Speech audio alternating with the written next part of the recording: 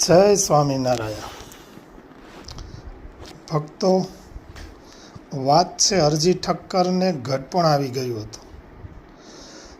મહારાજે એક દિવસ તેમને પૂછ્યું, હરજી ઠક્કર, તમે કેટલા ગાઉ ચાલી શકો?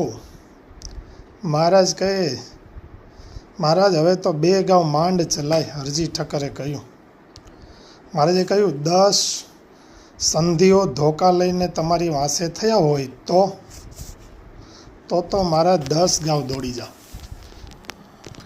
તેમાં થાક ન લાગે?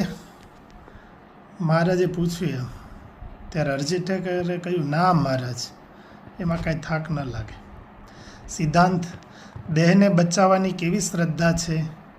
આવી શ્રદ્ધા ભગવાન ભજવાની હોય તો દેહ આડો ન આવે અને સુખેથી ભગવાન ભજાય અને અક્ષરધામમાં પણ વાસ થાય. જય સ્વામિનારાયણ.